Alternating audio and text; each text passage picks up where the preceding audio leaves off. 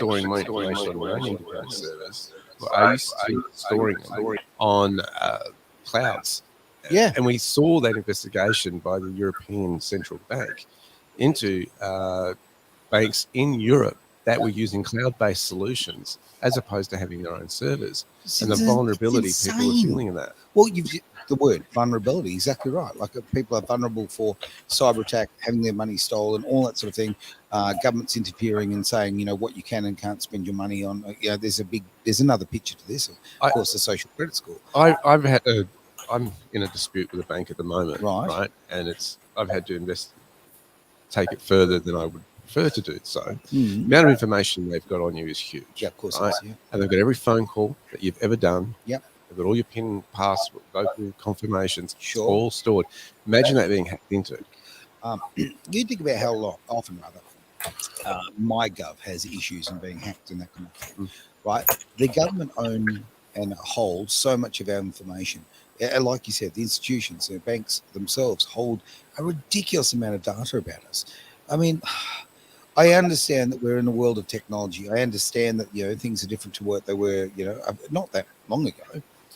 But, okay, I still think we have a fundamental right to privacy and fundamental right to decide what we spend our own money on. And it's not like the consumer was given the right to choose their privacy utilising the bank. I remember when they were pushing online banking back in the day, and you'd have a lady standing out in the front of the foyer saying, you're trying to investigate, trying to reduce the line, basically. Sure.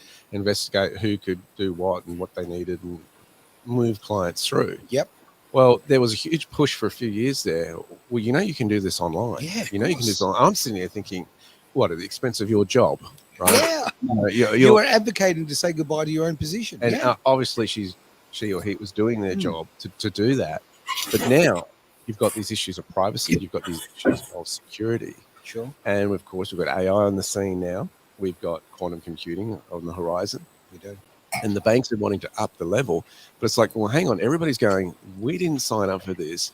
And there is, as you said, as I've suspected for a long time, the government's pushing on the banks to actually do their work for them in terms of policing. And look, it's clever. And we saw this through the Wu flu, all right, where we've seen the government using all the industries, all the tech companies, right, to what they're doing. And they've moved liability away from themselves. Like, for example, if you had a government job, you were not forced to get the jab, okay? Because, of course, they wouldn't want the liability of what might happen in the future. Who knows, right? You know who knows? SHAK knows. Oh. Welcome to the stream, SHAK. Hey. That was a really good transition. I like that. Now, he's getting slick. How many years have we been doing this now? I've lost count. Okay. Hey, I just got to double check. SHAK, can you hear us? I can hear you, unfortunately. Oh, no, you just talked up his own too. Can you press the green buttons on headphones? I will make not just the headphones, Yep. That one. Yep. Yep. Okay. Hey, SHAK, let's try this again. Can you hear us? I can hear you. I can definitely hear you. I know for a fact he's pulling the piss now. Is he on the phone line? SHAK. No, I can hear you. I can hear you. No, mate, come on, mate. What have we got? I know he's pulling the piss. Is he pulling the piss? Okay. Is he there? He can hear us, but we can't hear him. Oh, that's great. Okay. Why can't we hear him? This is scintillating radio, my friend. Anyway, we do have SHAK with us. We do? But for some reason, we can't hear him. We've got a technical error. We have. All right. Well, let's just go on with the show. Fires. Okay. Look, all jokes aside, we have had a lot of issues with that because we lost power. We actually did, spike a computer with that as well. So there's things going on. I'm going to jump across behind Frankenstein and find out what's going on. Okay, you'll do that. And look, in that time, we'll actually have a bit of a conversation. Just Derek and I, mate. Why not? So, of course, at the moment, they've got questions, warnings, and delays when transferring to someone new for the first time. That's going to continue, and I can only see that getting worse and harder to move your money around. I've talked about sovereignty in the past in terms of some level of sovereignty in terms of using these assets as currency. How the banks know they're in a powerful position. Of course they do. There's only 4 major ones, and then there's some smaller alternatives within Australia. And they also are in a vulnerable position because it's so regulated, their industry, they don't, of course, want to lose their licenses. And what we're seeing, getting back to your point of the government pushing their point, is they're starting to do that. The government's starting to do this on accountants and lawyers on the Know Your Client rules. which I think is absolutely ridiculous, particularly in a law firm, Oh. where the whole reason somebody goes to a lawyer is Spot on. for them to represent them Yes. and not police them. They're supposed to have that level of confidentiality Spot on. between the attorney-client privilege that is now being encroached upon. And I think we've got to start, as a society, really taking a hard look at this and going, look, yes, obviously everybody wants, their information protected online. They don't want to be hacked into. But how far is too far? Where is the line? Right here? now, we are too far. Okay, I'm sorry. We've crossed that line. This has been an absolute attack on, I hear this just especially when I listen to the American, all the talk of the American elections. This is an attack on democracy and whatever, and, yada, yada, yada. I'm telling you right now, there is an attack on democracy, and it is coming from within the government, right? And it's not just our government, it's the US government. It is. And let's, again, be very, very, very plain about this. Okay, I'm trying not to be partisan because I'm a believer in, I vote for the party who best represents me. So I do chop and change. I don't actually I'm not a life voter for one particular party. I vote on the issues and the people and so forth. And parties change. Spot on, they do. Many, many years ago, people thought the Labor Party was the party of the people, and it's clearly far from that. It's a socialist party, and quite frankly, it's in their manifesto. This is what they're about. Now, right across the world, every party that has effectively a socialist base or has that sort of, whether we're talking about, the Democrats in the US or whether we're talking about Labor in Australia, it sounds like we've got the SHAK attack, which is fantastic. But wherever, good to hear from you, mate. I just want to throw that it seems to be a particular side of politics which we traditionally would see as, or a lot of people would see as a freedom side of politics, is far from it. It seems to be the side of control, the left, which is all about control. It is, and what we were discussing in another show, Freedom Fridays, and we've looked at the pattern where people are pushing back. Absolutely, and people are demanding more. And I think what we've failed, particularly in Australia, is we give in far too easily on our freedoms and our rights. I find it interesting when you actually do resist and you actually do stand up. Now, it's hard not to get emotional, but if you do it by the game and play the game they want, they sometimes don't know what to do with you. They just really, really don't. And I think that's what we've got to realize. Money is a game. Yeah. The whole system is a game. Politics is a game. But It's a scoreboard. So what I need to do just for tech side of things, Sure. I do need a comment from SHAK here. So I know we can hear you in the studio, but I want to make sure that people in the world of wherever can also hear you. So SHAK, I'm not. I'm definitely here, but yes, go on. So what's your comments on what these guys have been talking about? What 'Cause would I'll be? I know honest, he's had some technical issues. We've been discussing SHAK on the new introduction, what the banks are doing. I've been able to hear you, Derek. You can't I hear have been able to hear you. Oh, you have been able. Oh, great. Thank you. Look, I'll just say one quick thing without getting bogged down in details. You make the comment, Aaron, and yes, our viewers can hear us. You make the comment that Aaron, that it's the left that is sort of wanting all this power. Now, I turned 40 in just over a month, but as a late teenager, early 20s something, there was all these documentaries by Michael Moore, and there was all these conspiracy theories about 9/11, and it made the right look pretty bad, especially we're talking about America. Certainly did. George Bush didn't look great. And look, I'm not going to say that he had some involvement in 9/11. I don't think that would be the case. I think 20 years later we would know about it if it was true. But what I will say is when it comes to something like the justice system and police reform, what happens when we get the right in charge is they just go ridiculously stupid in the other direction, right? They start, like look at stop and frisk in New York, or look at what they're doing at what they did in New South Wales under the Liberal Party, where they said if you invoke your right to remain silent, that can be used as an indication of your guilt in a court of law. Hang on a minute, what? And Western Australia tried doing that too. So when the Liberals finally get back in power in 5 centuries from now in Western Australia, they will no doubt go the complete opposite direction and become this sort of right-wing authoritarianism sort of government. And that's the problem. That's why I come across as being a bit more off a lefty sometimes. And then to other people, I seem like I'm a hard right-winger. I don't trust any of them. I don't like any of them. And you're right to feel that way. Yep. I think that's the best comment to name any of the different political spectrums as Sure. true Well, and correct. I always They are hear, full of I always shit. hear this. I always people say left wing, right wing. Let's face it, they're both on the same bird, and that is so true. Okay, unfortunately, whatever side of politics you fall on, these people don't have your best interests at heart. These people are supposed to be public servants of the people, and they actually see it the other way. They see it, and certainly, I don't judge them on their words. I judge them on their actions, and their actions are totalitarian, quite frankly. Well, I've also challenged the banks that you guys need to push back. Damn right. You need to push back. But on the hang others. on. But how can they? Because they have to justify it to their shareholders, right? And if they push back, then the government will push on them. Or what's okay?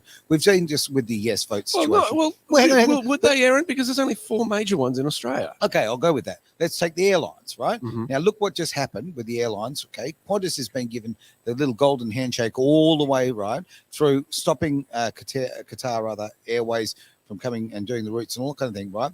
Because of an absolute behind-the-school shed kiss deal between Anthony Albanese and Alan Joyce. Alan Joyce, right? Okay? I still think Unbelievable. my name was right for him. Yes, it certainly was. But okay, I'm telling you right now, these deals are damaging to Australia, and that's happening with the banks as well. I'm certain of it. Now, do I have evidence? No. Again, I'm judging people not on their words, but by their actions, and their actions tell me that there is far too much collusion between government and big business. So one thing, I'm going to quickly jump in here because I didn't get a chance to do this at start because I was dealing with tech issues.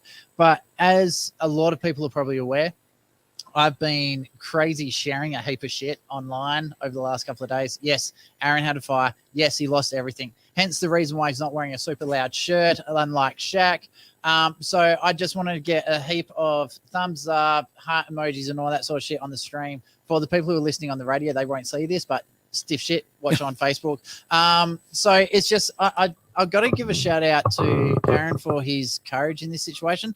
Literally less than a week ago, he lost everything, but he's already back in the studio doing what he needs to do to make sure that people have a voice. They're able to criticize the government for doing an absolute shithouse job, and he's not pulling his punches. And I also want to shout out to SHAK and Derek for actually helping support Aaron through everything they're going to, and also all the people that are online that have helped him out. And in particular, there is one guy, Chris Nolan, I think that's how you pronounce his name, who put together the GoFundMe account for Aaron. I think that's just absolutely amazing. So, sorry, just a bit of love in there for us. So and some love to you, mate, because I tell you right now, although we tease each other constantly, I love you like a brother, like the one day you break your ass socket with. Well, no, more again. If you watch the movie Rain Man, you'll understand our relationship. But no, seriously, I didn't want to actually talk about this in the show. Too bad you're talking about it. But thank you to everybody who has stepped up, everybody, amazing amount of love that I've received and help I've received. And I'm incredibly embarrassed about the GoFundMe, but like as much as I'm embarrassed of my work, I can't tell you how much I need it. Like I've just got nothing. And yeah, I'm out of words at the moment. I'll come up with them later. Oh, that's rare for you to be out of words. Yes. Like, I thought I was bad, but come on, that's nothing compared to... But getting back on the horse and being back here at Edge and spreading this amazing thing called information, truth, and having integrity in what we believe in and believe in free speech, that is so important, and we just need to keep going no matter what. Let me say this about your situation, Aaron, and I could say a lot, but I will say this to people who are listening. Freedom comes at a price. It does. So if you believe what Aaron's doing and want to support him because he's given his all for this station and for people like us, then get on that GoFundMe and support him, please, because he really could do with it right now. One, it's the Aussie thing to do. It's what we do in mateship. But secondly, he has sacrificed all, and freedom comes at a price. So this is a time for you to pay something to support him, and it's not for the station. It's going straight to his pocket because he needs it right now. So if you've enjoyed what we've broadcast in the past or any broadcast that you've heard from Edge Radio or appreciate it appeared on there, I'm asking you to dig in and put your money where your mouth is and say, hey, I believe that freedom comes at a price, and I want to get behind this man and do it. So if you can put the GoFundMe page up there for people to do that, Travis, that would be really appreciated. It's gone on all platforms, so that's been sent out there. We do still have SHAK in the room as well. He's just taking back seat for a moment because we need to do a bit of a love-in for Aaron. Now, the other thing that a lot of people don't realise, the station costs money. I know we're being massive scabs. Don't care. Get over it. It's come to the point where if people who believe in what this cause is for, they need to pay. And I'm just going to say that because freedom comes at a price. Aaron cannot keep doing this and presenting this on his own without some love back. Yep. And so I'm going, hey, guys, if you can, and it doesn't matter the amount, if it's $5, $2, whatever it is, this man needs it right now, and it's the Aussie thing to do. It's the human thing to do, but it's also it's just kindness, and we need to be kind right now. We have had a message come through. You didn't know I was doing this, so don't care. Chris and I think Christy. Christian and Christy, they're actually in the Salvation Army kitchens at the moment with Edge Radio playing, rocking on. Well done, guys. Love it. So, edgeradioaustralia.com if you do want to listen live as well. So, anyway, back to the topics. Sorry about the gate crashing, but one final thing. If you do want to actually help the station as well, we do have a subscription model. I think it's like $3 a month or $10 a month. It's the Hey Big Spender and Scrooge McDuck plans. Yep. Also, we've got the free one. To be honest with you, we haven't put much effort into it. It's just to keep the lights on while we sort all the other crap out that's going on and dealing with little leprechauns. So if you can help us out, please also sign up, whether it's a free membership or whatever. It does help with algorithms and all that sort of jazz. Yeah. So, back to our regular broadcasting. Yes, we have a mission. We have a mission. And you know what? This mission is all about humanity, all right? And the more of us who band together to make this happen, to keep free speech alive. In fact, let's not keep it alive. Let's make it healthy as hell. Let's take it further. Yep. Let's listen. And look, I'm sorry, but money makes a difference, and it allows people to do things. And so the more that Edge Radio can have, the more it can serve you as a community to fight for your freedoms. It's as simple as that. Appreciate it. And let's be honest, like $3 a month doesn't seem like a lot, but when you get 100 people doing $3 a month, all of a sudden there's your internet and some of your power. And if you can't do it for yourself, do it for your kids or your grandkids, because they'll benefit. The more people who are educated as to what is going on in this community, such a good point. What is going on in society, don't do it for yourself. Do it for your future. All right, because this is where it's at, and I'm asking you to do that now, unashamedly. It's time. If you've been listening for a while, it's time to get behind this man and Travis with the vision they have and support them any way you can. I'm good at scabbing. So anyway, back to our regular broadcasting. We do have a guest all the way from Utah. No, he's actually, I'm pretty sure he's in New South Wales, SHAK. So let's get back to our topics. Derek. Well, I do want to very quickly. Sorry, if I can just wait. I just want to say something which is non-monetary. Don't put me up here by myself. I get lonesome here by myself. You leave me here deliberately, aren't you? Of course. I do want to say something though about the situation. Hang on, just one moment, Shaq. One moment, Shaq. Shaq. Here's a couple of messages for you. Oh, there we go. But I do want to say something in relation to what Aaron's going through, and I prefer to be on with him at the moment, if you don't mind. Fine, be that way then.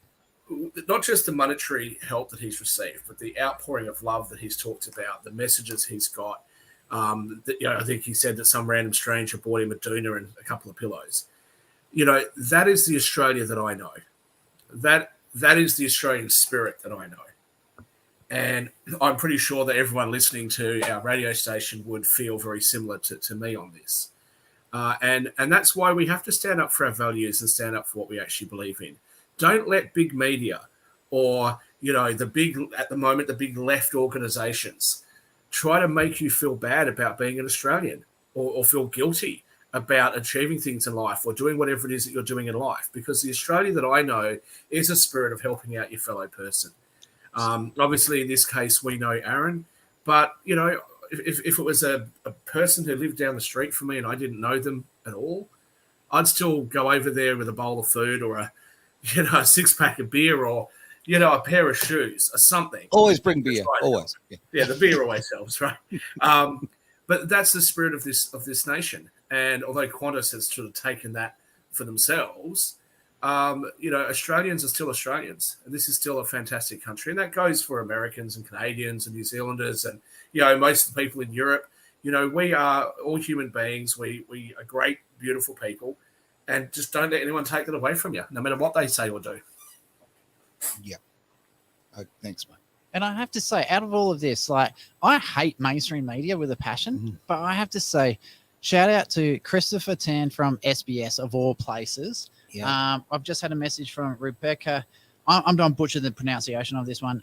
Pepiat from the WA Today. Yeah. She did an amazing article, just put it all out there. Everything that Aaron said, just chucked it all up, which was great. It was wonderful. Even the ABC covered you. Heavily edited, but they did heavily edited. Yeah. Given Channel 9 even came out, saw you. Like, Yep. you know, these guys actually, I think the corporate side of these major news article companies are where the problem is. I think the reporters, people. Yeah. they're just trying to make a living. They're trying to get the messages out. And I have to say, I'm really impressed that, especially with Chris, he from SBS. Yes. I commonly call SBS Sex Before Soccer because that's growing up. That's all it ever was. You'd watch this. There'd be some blue movie on at 8:30 that have the soccer, and that was it. So it's just one of those things. It's really great seeing WA reporters sort of like bucking the trend for the last 3 years, being super. And you got to remember, this is the guy that stood in front of 60, 70,000 people to fight the mandates. And now these guys are actually reporting them and actually saying good stuff about Edge. They're actually saying the founder of Edge Radio instead of going, the face of the anti-vax movement and all that sort of crap. So it's really great seeing the change of tone that they're using towards it. And that's what I really like. Good stuff. I will say I've actually met, I've met and know very well reporters for some of the major Australian newspapers. I won't say any more than that. And I know reporters and upper management actually in some of Australia's biggest media companies. And I know that they've got all sorts of other pressures that are on them. And when you sit down and talk with them, what I found most fascinating is I can actually have a good conversation with somebody whose politics I don't agree with, right? Who just has totally opposite views to me on all these sorts of things. But that doesn't mean that we should hate each other, and most of them don't. But I'm just not 100% sure where it comes from, where all of a sudden people just band together and then just become really vicious. But the people that I know that are, very hardcore leftists that actually know what they're talking about too. So they're not people where I say, would you really know what socialism means? These are people that actually know exactly what socialism means, what it represents, and would make a very good argument for it. I don't agree with them, with respect, but they make a very good argument for it. And I just can't imagine any of them being as vicious as what we see. And that's the same thing on the right. Obviously, I have a lot more conservative friends. And I don't see my conservative friends going out there with pitchforks. I mean, you think Derek's out there? I've introduced him to somebody who is definitely not a Christian. Well, we won't go any further than that. And Derek and her get along perfectly fine. He's not out there wanting to burn her at the stake, So out of some bad rendition of the Book of Leviticus. So I just think people need to just calm down a bit and let's get back to who we are as Australians. Look, you know what? You can have friends of every persuasion, and I think it's important, no matter what, right? Okay, the old, walk away and be friends, shake hands, all that sort of stuff. To have conversations with people you disagree with is healthy. It grows us as people. It changes our minds. It grows our opinions, and we can actually find solutions that way. If you stay in your fishbowl and you don't look out at these other opinions, you don't improve. You just don't grow. I've just had an epiphany. You kept your hat. Yes. You saved the hat. I saved the hat. No, I didn't save the hat. The hat was in the car. So, doesn't matter. It's saved. Yeah. So your identity is still there. You still have something of you left over. So that let's celebrate the small wins. We shall. And and actually, well, okay. Let's go with that. All right, but we actually do have a show. We have a show. Let's do that. So let's talk about the banks. Let's talk about these banks for a second. And I don't want to be like John Laws, and start saying complimentary things about the banks and get accused of, I promise you they haven't paid me yet. I'm working on it. But the problem with a lot of these regulations is, the banks they're stuck in the crossfire. And obviously they don't want to see more competition because there should be. There should be a lot more competition in the market. But they're sort of stuck in the crossfire of what people are telling government they want.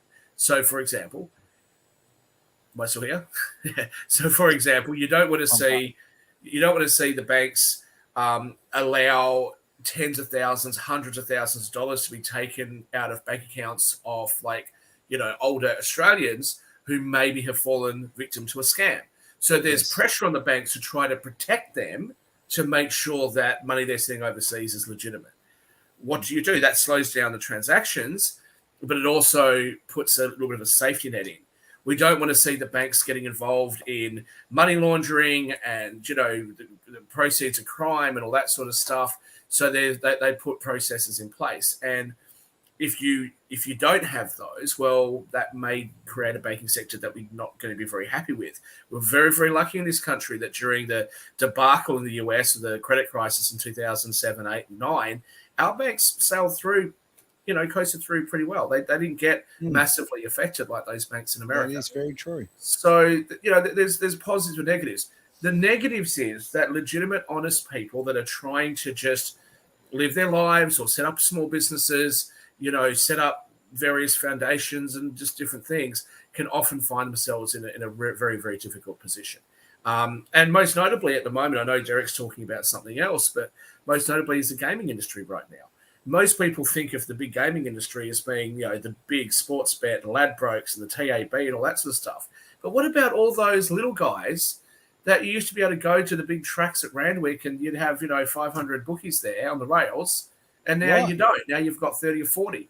One of the things is that because the casino's screwed up and because of some of the bad behavior of some of the bigger guys, these little bookies, that might just be a bloke that rocks up every Saturday to the races. He's got his license. He goes there with his bag and takes his bets.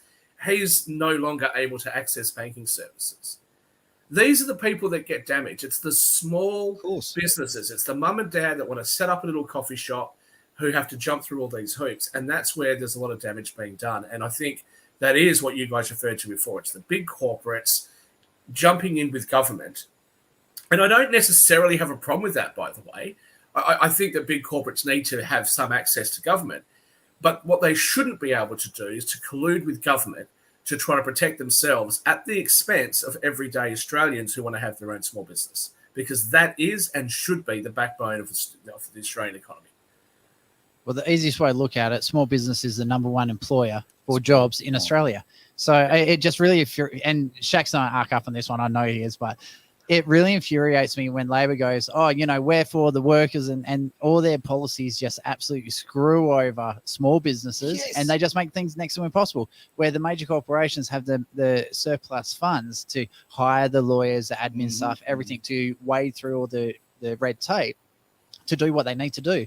Where small businesses, it's the actual person running the business is going, holy shit, how do I do this? Can I afford to pay someone to do this? Where's the next contract coming from? They don't, first of all, they don't have time to do that. They don't have the expertise to do that, and they get no help from the government to be able to wade their way through. And if, heaven forbid, they should make a mistake, all of a sudden they get slapped with massive fines and charges. And yes, Shaq, I do know I used to be a union rep, and that was an error on my part. It was an error on my part, and we all have parts of our past we're ashamed I didn't of. say, but Yes. I want to come to a very important point that you made there, though, and here comes SHAK, the progressive leftist, is on fire.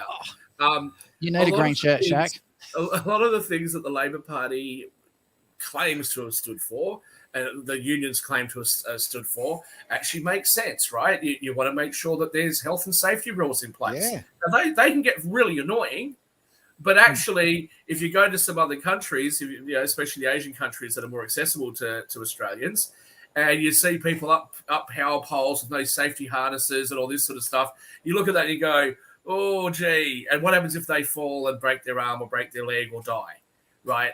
There's no real healthcare system to look after them, that sort of stuff. So we've got some hard-fought achievements that the labour unions around the world have fought for, and that's fair enough. But the problem is that we are allowing, because of the safety rules, because of the minimum wages, because of all the conditions, we are then pricing ourselves out of the market because the consumer doesn't want to pay for it. And we are allowing countries that don't give their workers those benefits to undercut us on prices. Now, how is that fair? And once again, the major beneficiary of that is the big corporations, just like the mining sector of Western Australia. How much of that money actually goes into the West Australian economy? Most of the profits are shipped offshore. The iron ore is shipped offshore and then shipped back to us as steel. We don't even make that in this country anymore. I mean, it's a debacle, and that's where I think we need to collectively. I don't really care if you're centre left, centre right, whatever. We all kind of agree government's the problem, and we need to collectively get these people and say, hey, listen, Knock it off. We'll tell you how this shit runs, not the other way around. I've just had a great idea for a fundraiser. So thank you for this one, SHAK. So talking about the things getting cheaper in other countries where they don't have the safety regulations and all that sort of stuff. Yep. You know what we need to do? What's that? We need to find a shirt printer in WA. And then what we'll do, all the people that have donated like half decent amounts of money to your GoFundMe account, we'll get all their faces and we'll patch it all over the shirt. And then we'll have this is what freedom of speech looks like. Oh, I love this that. is the love of the community or something like that. We'll just have it as a special edition shirt just for those guys. Well, for that, I think that's absolutely fantastic. Yeah, and, we and do for an have extra a local $3, person. they could have the shirt themselves, right? Yeah, absolutely. So yeah, Yeah. we do actually have fantastic people here. Christy from GP Designs here in WA, who does our t-shirts for our Freedom of Speech Matters t-shirts. So she's wonderful. She's local, and I'd love to do something like that with her. Okay, cool. If I can find it, I've got my Make America Great Again shirt. I also actually have a I'm with her shirt because, you know, I'm an idiot and I collect political memorabilia from everywhere. So I've got both shirts. It's just right here. I'm not sure where the I'm with her shirt is, but the Make America Great Again shirt is here. And I think this is the sort of perfect irony that that we get, right? Because it's from a company here called Delta Pro Weight, who are in Duluth, Georgia, a place that I know for whatever reason quite well. But have a look at where it's made. China. Not Is it China? Not China. Where? You're moving around, so I can't tell. You'll have to read it to a SHAK. Made in Mexico. I'll just hold it up a little bit. Made in Mexico. Mexico. Well, look, we always talking about our this is Donald Trump's. This is Donald Trump's shirt, and I know that the I'm with her shirts that Democrats had also weren't made in America. Like, really, guys? Like, you want to be the president of the country? Can you not? Like, come on. Like, Well, I think the flag is also. I think the flag is also made offshore as well. The American I'll flag. throw this in.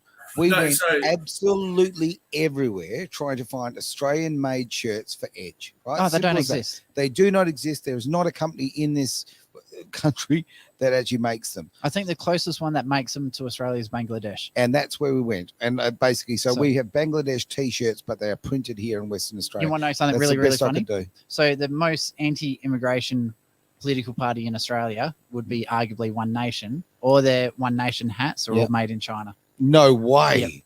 That's just that's embarrassing. Well, no one makes the reflection hats. of what's going on in this country? You go out to, I won't name the country, you guys can guess which one, but you go to, it's happened in a couple of countries I've been to, where you go to their national parliaments and look at the flags, only to find that the flags of those countries aren't even made there in what should be the most politically holy place of the country, is like the Capitol buildings and the Parliament buildings.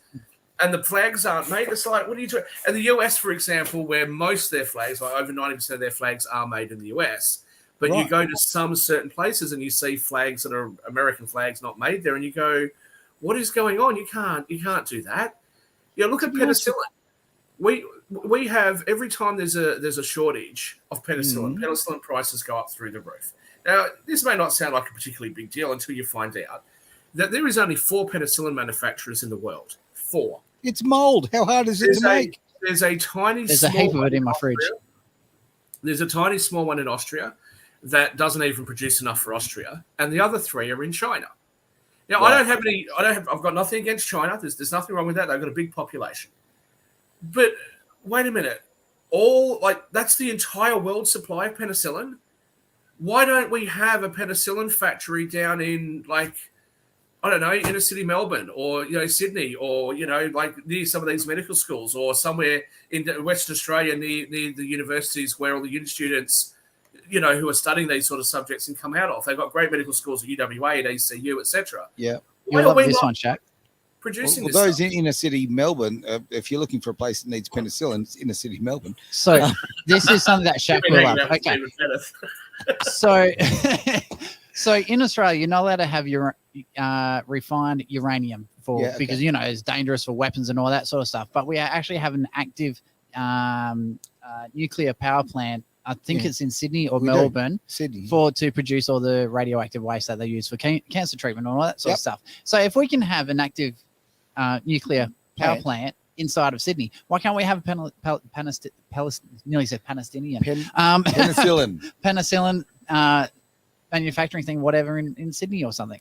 Yeah. Personally, I'd Well, like to get out of a capital. let's There's start no another. law that stops us from doing this. This is actually not because of bad government regulation. It's just because of costs. So in order to reduce costs, they're doing it over there. And the problem is, forget about a political tension issue with China. If they've got some sort of event, an earthquake or something that happens that disrupts the supply line, that's it. We run short of penicillin. Penicillin prices go up through the roof. It just doesn't make sense. Is that not a national security issue? And that's just one medication. I can name a whole heap of others. But is that not like a really big problem? We've got something we've got to do, and I think we need to reach out to Erica because she's saying that that she can put us in contact with an Aussie-made shirt company. Oh, I'm getting swamped with messages about getting onto that shirt. Really? That's fantastic. Okay, well, Erica, please hook us up because, look, we did really genuinely try. And as I say, Christy is just a wonderful job. She, went out of her way to try and source some for us. So it's important to me. It really is. I mean, I've got nothing against people from Bangladesh at all. But I've got great pride in manufacturing in this country, and I would rather do it. And okay, yes, they're going to cost a little bit more, but I do not care. Yep. And you know what? Let's check another one. All proceeds will go to Aaron. No, don't do that. Don't do that. Oh. I'll make an exception. You know how I feel about it. You know how embarrassed I get about it, and you keep doing it. I still remember that first time, first shameless. donation to get this station up and running and off the ground. Yes. I had to get you absolutely plastered drunk before you would actually ask for any money. I know. That's a good technique. It works. That's how bad this guy is about asking help. And it's like, Anyway. Move on. It works, hey, and we have a Derek, station. let's talk about something finance related. Okay. It's kind of related to finance, and you'll see why. Australian population could reach up to 45.9 million by 2071. Right. They're setting up new forecasts as to what will happen. Wow. We're expecting the population to double in the next 5 decades. And that, from an economy perspective, is where is everybody going to live? We're already having issues with that right now. When we go, let's take in, $1.56 million migrants into the country, where they got to go. Australian Bureau of Statistics on Wednesday's forecast that we could surge by 45.9 million under its gross projection. Up from today, we've got about 26.5 million to put that in perspective in the population. So this has all these interesting economic perspectives. I also think it's quite ironic when the globalists want to reduce population. Yeah. I'm glad to hear this kind of talk coming out. But we're not filling the middle of the country. Like people look at from other countries, people look at Australia. It's huge, and so few people live here. I think it's 2 people per square kilometre. Like that's Australia wide. Okay, but it might be more now. Yeah, but let's put in perspective. Okay, people live in the cities, and if you at the moment in Sydney, right? No, they literally live in the city, like on the cardboard box in the corners and stuff like that. The homeless rate in Australia is insane. But I'm telling you right now, okay, Parramatta's becoming an inner city town. What you got to look at is how does this influence the economy? Yeah. And also, of course, the aging population. Because for an economy to grow, it needs to be having more, its population growth needs to increase, whereas we're kind of in a neutral state where our birth is actually going backwards. Our death rate is going up. I wonder what caused that. And you've got to get the balance right. We're seeing this problem in China. Hugely. Decades ago, China, of course, had the big population that they wanted. They were pushing that. Then they went to the one-child policy. That's right. And now we've got a generation who is paying for that. And a very male generation because they used genocide against the female babies before they were born. But that's a whole other story. But you're seeing the economic pressures on the nation now because of that. Sorry, your microphone was coming out. Okay. So okay. Thank you. So watch that space because you've got to see the population growing. And they're saying this is a way that if we don't take new migrants, we're going to slip into continual recessions and this sort of thing. Well, hang on, but we've got too many people apparently. Come on, like what is it? Come on, make a decision here. Do we have too many people? Are we destroying the earth because we've got too many people, or do we need to double the population of Australia? We have no infrastructure, and I've obviously that's the problem that we don't have infrastructure. Exactly, but we don't have the facilities to build it. We don't have the the environment to build it. Let me throw it to you this way. Do we need a lot of the infrastructure that they insist we have? Do we need a lot of it, right? Why is it, if you had, and you've gone on about this, we had sewage that was in septic tanks rather than on the centralized system. Yep. wouldn't that reduce the population? I mean, the cost of developing places because they want everybody on the grid. Yeah. But the other thing spot as on. well with that is the infrastructure. Getting the septic tanks put in is still infrastructure. Having the roads to bring the septic tanks out to the houses is still Sure. infrastructure. The houses still need True. power. Like as great as solar panels are, there's still not enough to do what we need to do. So people are still going to need jobs. They're still going to need to feed themselves. They've still got to have farms and processing units and all that sort of stuff. Well, and we don't have that. in I'm just relation gonna to break in just housing- one moment. I So believe let's we've just got have a look audience members who are waiting to come in. So, audience members who are at the door, if you want to come in, come on in. Sorry, Is it the one? back to you there. Derek? Shaquille wants to say Oh, something. sorry. Jack, over to Sorry, you. so let's just have a look at the yet again being lied to. Can you stop putting me up here by myself, Trevor? Seriously, I'm going to be back there in a couple of weeks. We're going to have some serious words. You have a look at the crap that they're telling us, right? If they just wanted natural growth in the population, they'd be encouraging young people to have children. They would subsidize Yeah.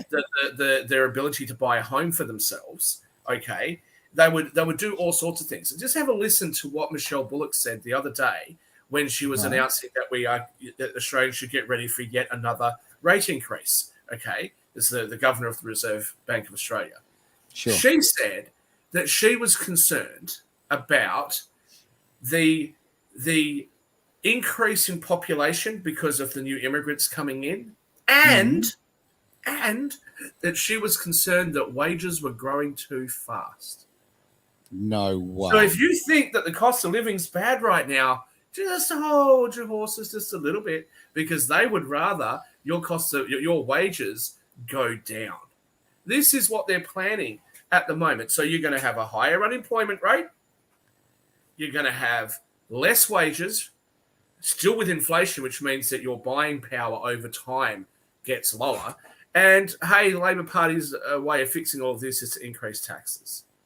Yes. This is such Bring more a people in. joke. And this is the problem. So I don't have a problem with our population growing just naturally, but it's not doing that. And their solution to the aging population crisis, when we've got an aging population, we don't have enough workers, isn't to help young people. No. Get them to go on puberty blocking medication and tell them that the nuclear family is a terrible idea, and then go and import nuclear families from other cultures. That's the Australian plan that the governments have come up with. What nonsense. It is nonsense, and it is just corrosive to society. And I tend to think, well, I don't tend to think, I absolutely 100% think that as our government spends far too much effort importing voters than it does actually serving the Australian people. And to your point about young people and having families, yes, the psychological war against our kids has got to stop. It is literally a biblical issue right now. And the nuclear family is a beautiful thing. We don't need to import them from other countries. We don't need to give them huge handouts when they get here. How about we look after our own backyard, our own children, and teach our children to, grow up to be respectful, productive people, rather than tell them that if they want to be a walrus or a pink elephant or a man or a woman or whatever they want to be, rather than teaching that rubbish, how about we teach them to be productive members of society?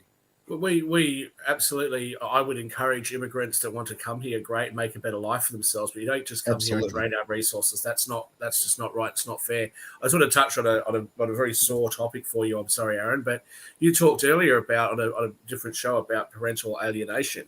This is the other part of damage that gets done that I think a lot of people don't realize, is those kids that have grown up seeing their parents tear each other apart in the family court, seeing their fathers go through, and it's not always fathers, sometimes it's mothers that go through hell, but seeing their fathers go through hell, why would they want to put themselves through it?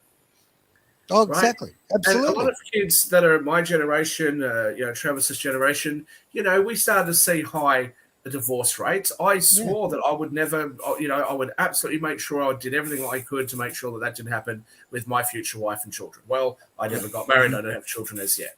But many of us have had these horrible situations, and it does affect the next generation down. And they must be looking at the world and going, I can't afford to buy a house.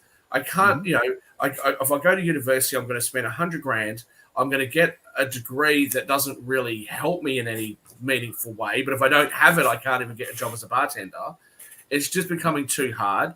And then if I get married, my assets are going to be split. It's just too much of a nightmare. I can't even rely on the school system to teach my kids because my kids will come back telling me that they're a walrus, right? And like, what am I supposed to do? So, of course, I think these have all got to be factors as to why young people are just going, If you're a gambling person, I'm not a gambler, right? Okay, Yeah. but if you're a gambling person, would you take these odds, right? As a man in this country right now, if you are in a separation, if you in a relationship ends with your wife or your partner, you have an 84.1% chance of losing your children. 84.1. 51% of men or alienated parents who go through the system with the parental alienation, who don't see their children for more than 1 year, never have an overnight visit ever again, or do not ever have a meaningful relationship with their child again. Now, that is awful for the men and women involved, those who've lost their children, but it's a lot worse for the children, because you know what you've done? You know what the government's done? You know what the family court's done?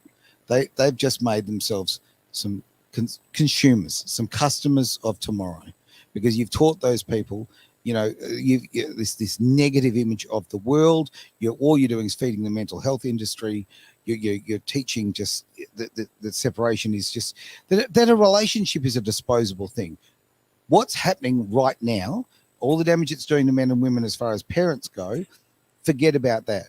The family court and all of those industries related to it, and the DCP, which is probably the greatest child abusing agency in this country, full stop.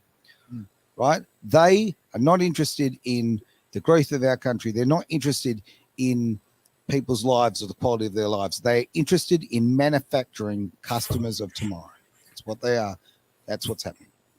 I'd like to just point out to you and the viewers as well that if you're under the impression that the automatic asset split, and this is why it's so important that you get your contractual arrangements, your monetary arrangements sorted out before you get married or before you cohabitate with a partner.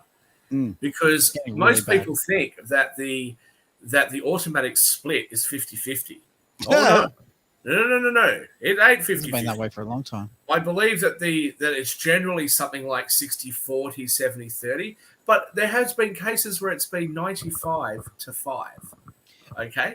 So the point being that although prenuptial agreements can actually be changed, and I know that a lot of women are going to say, Shaquille, you're just being chauvinistic. No, if I was to marry a woman who actually had a lot more assets than me and a lot more money than I do, I wouldn't want half of her stuff, not what she's earned without me, right? Don't leave me with nothing, right? Don't leave me broke and I can't afford to spend time with the kids and you've got like $100 million in the bank or something, maybe I'm marrying Taylor Swift or something like that. Of course, you got to give me something. But the idea that it's going to be that sort of split is just blatantly unfair. And when people say, oh, well, that's just being horrible, it's not romantic, how can you say that? Yeah. What you are signing is a marriage contract. Yeah. It's bad enough that you need the government's permission in the first place to get married. You need a license to get married. But, well, if you need a license to get married, that implies that without that license, it's illegal for you to do so. So you first of all have to go and get permission from the government to get married. That's how I'm going to twist that part of the law for my own purposes here, for the purposes of my statement. But the second thing I will say is that if I'm being asked to sign a contract, I'd like to know what's in it. And unlimited liability that will somehow be worked out later on down the track in the event that there's a dispute doesn't sound like a very romantic contract to me. So I can understand that lots of women are going to say, hey, Shaquille, that's a horrible idea. How can you ask for a prenuptial? But of course you've got to ask for one. In my opinion. Look, it's like this. Okay, now I'm not sure if these stats are up to date. These are stats that I've lived with past relationships when it's ended. But basically, if you're in a relationship and it ends and you have a child involved, one child, right? The person who takes the child with them, and this is why there's so much incentive on this family court side of things. So one child means you get 65% of the assets automatically. Two children, it goes to 76%, I believe it is. Three children, I believe it's over 80. And I'm sorry if I'm not dead accurate on that. First one, because these, I dealt with it years ago, but that's where it is. Now, okay, so if you go and make a life with someone, you have three beautiful children, And then she decides, she'd rather spend time with the local copper, for argument's sake, right? You've all of a sudden you've lost 80% of your belongings, and now also you're going to have to pay. You actually have to pay effectively another tax of child support that goes to the person who has destroyed your life and taken 80% of your pocket. Well, and spousal support to just add spot on. Like this is like honestly, relationships in this day and age, because of the government, is an absolute game of Russian roulette. And I am a guy who absolutely 1,000,000% believes in love. And you know what you said, Shaka, before about the prenuptial? Well, you know what? My first marriage, everyone was going, get a prenup, get a prenup. I'm like, I don't, well, no way. I don't plan for disasters. I don't plan for failure. I love this girl. Ha, ha, ha, ha. You don't plan for anything, Aaron. Oh, look, come on. But you know what? And then, of course, 3 years later, I realized that, no, look, I hadn't married for love. I married divorced Barbie, and she came with all of my accessories. Right, that's a fact. But again, that's the problem. I actually would go a step further, and I think that before, again, if you're going to require people to get permission from the government, I know I'm twisting what really goes on, but if they've got to get permission from the government should sit them down, say, okay, you guys love each other. What do you guys think should happen in the event that your relationship doesn't work out? Yeah, right. Make them do that because they're signing a marriage contract. That's actually what it is. Now, a lot of guys and a lot of girls too, I have to say, because there's been times in history where it was the other way around, especially when women were forced to stay at home, where a lot of partners will go and have an affair, right? The woman staying at home gets bored, or he's, banging the secretary or something, or, the intern in the Oval Office or whatever he's up to, right? He didn't do it. It was a cigar. Well, it was a cigar. That's right. I've got some comments about that I'll say off air. But anyway, these things are very hurtful and all of that. But if you've taken an oath to, love and honor and all this sort of stuff to the end of bloody time, and then one person's broken that part of the contract, breach of contract. Exactly. Why should I have to give you 76.5% or whatever number Aaron came up with? Why should I have to give you 76.5% of everything because you've been bagging the milkman, or the other way around? Right, yeah, I've been sitting on my ass, and you're a I don't know, a brain surgeon, or I don't know, a very high, a lawyer, or not a lawyer, but like a very high paying job that women are in, an executive role. You're earning really good money. I'm off sleeping with somebody else. You were thinking that I was going to be, the good dad, look after the kids a bit more while you took on this great job, and here I am, banging the babysitter. And now you've got to give me all this money and all of that when I breached my agreement with you. Where's the fairness in that? I think that the family, when they had that gay marriage plebiscite, there was a perfect opportunity for them to go through the Marriage Act, to go through the Family Law Act, and bring it into line with Australian values and with how things have actually changed over time. Men and women don't have those traditional roles anymore. And what have we just seen them do in Victoria? We've just seen them say, which I believe, I could be wrong about it, someone fact check me, that I believe that'll go national, which is it is no longer going to be, when it comes to custody, it is no longer going to be a presumptive 50-50 custody split. So in the past, even if you didn't have the child 1 week on, 1 week off, you still had 50-50 rights so that you could say, well, I think the child should go to this school, or I think the child should do this sport and not the other sport, or whatever. And now Victoria, led by the Victorians, they're saying, well, that should no longer be the default position. What is going on? They have weaponized the family. Well, it is Victoria, so. Yes, but the Family Law Act and the Marriage Act is nationwide except for Western Australia. Western Australia has its own, but for the rest of the nation, it's all the same two acts that apply. So whatever they're doing in Victoria, I believe, will end up applying to the whole country except for Western Australia. Again, the point was, I'm not. Viewers will fact check. Yeah, I'm not surprised that it all started in Victoria, of all places. I'm not surprised at all. All right, look, we have to wrap up. I want to throw to Derek for some final words. Right. Okay. It was his show, but I think you got about 2 sentences. I'm throwing it back to him. Okay. I think we've just highlighted the need for a bit of love. Yeah. Right. And genuine love. And it sounds cliche, but look, what is greater love? There's no man than this, that he lay down his life for a friend. Yeah. We've got a friend here who needs love. We've got people in relationships who genuinely need love and doing it tough as well. So true. And it's not a word that you normally associate with business and finance and all that sort of thing. But hey, it's what's needed. It's what our hearts cry out for. Yep. I And totally agree. it's sacrificial love as well. And that's a big difference between what you're seeing on the Hollywood screen. So guys, yeah. I have to do a quick shout out to Lucy. She's been commenting like a trooper, showing lots of love. Erica, Christian, and Christy, all the people, Catherine as well, another long-time supporter of the show. I'll just flash her message again. Wow, that nearly came across really badly. Just flash her again. So I just want to say thanks to, and David is another one who's jumped in a lot. Damien, there's been a lot of people who have been showing, in particular, the person that needs to be showing a lot of love at the moment is good old Aaron over there. It's so weird seeing you without a loud shirt. So I think we really need to get that shirt with the faces sorted out. I think Absolutely. I love that idea, mate. I love that idea. And we need to make sure people do reach out to the GoFundMe. I'm hunting down the GoFundMe link again so I can flash that up again. Hang on. What's this one? No, that's the We Love SHAK one. Look, while he's doing that again. There's a couple of those. Those are good ones. There it is. GoFundMe. Right, there it is. Anyway, so just make sure you do head over to the. Oh, that's my Carter's Corner one. Let's use the Edge one. Where is it? There it is. So go to the GoFundMe, donate what you can, and if you do want to help the station continuously, just go to edgeradioaustralia.com and hit the subscribe, join now button, and you can sort it all out from there. This show is called The Greater Wealth. Even though we don't talk about wealth at all. Even though we don't really talk about wealth. Well, we do, right? And the fundamental thing that this man over here, Derek's brought to my life is, and I know I say it all the time, and I'm going to keep saying it, and I don't think it's ever been more prevalent than right now, okay, is that, this is about finding your life purpose, okay? And I have found mine, okay? Good. And I think that being in this position to be able to connect with so many people on so many levels and share the amount of love and information and community. I just want to build a community, right? Where we can say what we think. We're not being censored. It's so important. So find your life purpose. It's imperative. My other life purpose is to one day be reunited with my beautiful children. It means absolutely everything to me.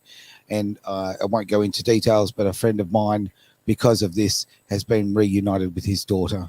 That's just the most wonderful thing. And I'm so happy for him after being alienated. So, let's move forward. Let's be positive about life. And one final quote from Lucy. I'm here today for Aaron. Love you, mate. Thank you, Lucy. I think that's a great way to end the show. So this is Edge Radio Australia, all in favour of Aaron, or to help Aaron, I should say. So it's a Greater Wealth on Edge Radio Australia. Oh, I was hoping for a tear.